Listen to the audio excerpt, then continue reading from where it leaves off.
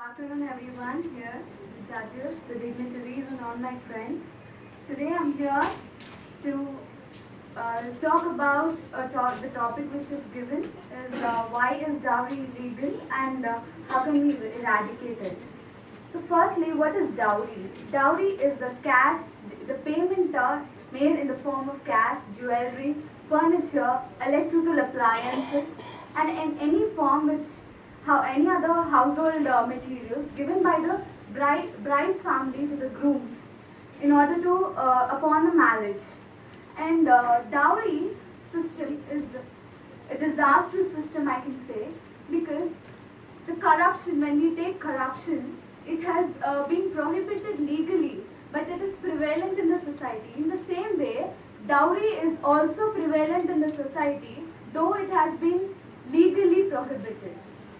And dowry system has come to light in India during 1970s when a group of journalists, women journalists, have found out that the news which was posted in the newspapers, the murders which have been happening is because of the dowry and because of their exploitation. They have explored everything and they have made that because of the dowry, this particular thing is happening. And dowry was prohibited under the Dowry Prohibition Act 1961.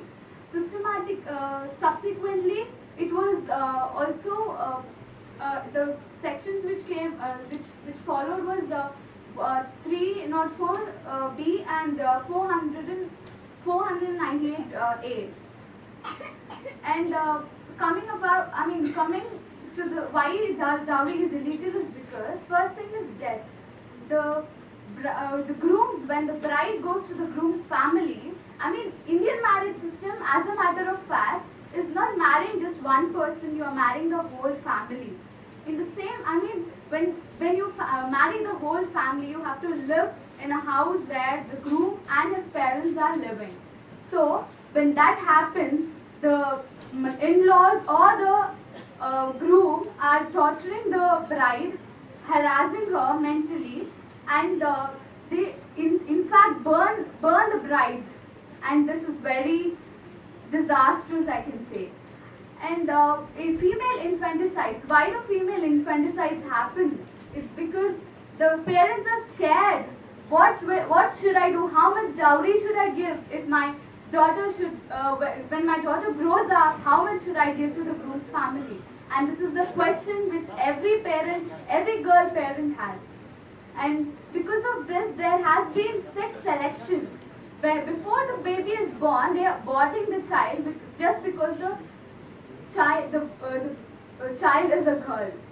And there's been one more thing. The divorces mostly happen because of the dowry system. Mostly, if the brides are not capable of getting what they actually negotiated, and at last, if the groom's family feel that they haven't got enough money or cash, anything, they are just separating themselves, and even the brides don't have any choice except separating themselves. And coming to how to eradicate it, firstly we need to take an oath as to that we are not going to take bribes and we are not going to give bribes. As Guwahati said, a famous quote: "Don't tell your daughters not to go outside in the night. Rather tell your sons to behave well." In the same way, don't tell the groom's family not to take bribes. Rather tell the bride's family not to give. And it is with the educated people to communicate to the backward society, especially about the sections and laws prevailing with respect to the Dowry Act. They need to get educated, and teachers and social activists here play a very important role because they have to enroot everything, the social the causes of the dowry and all, if they inculcate to the students immediately, the students at a tender age will take more than what the youth or adults take. So I hereby conclude by saying technology is upgrading day by day. But along with the technology, I think the people's mindset should change, upgrade themselves. The people's mind should also upgrade themselves. They should become broad-minded, in fact open-minded. And when this happens, my friends, there will not be any dowry. As a matter of fact, there any social evil in the society. Thank you.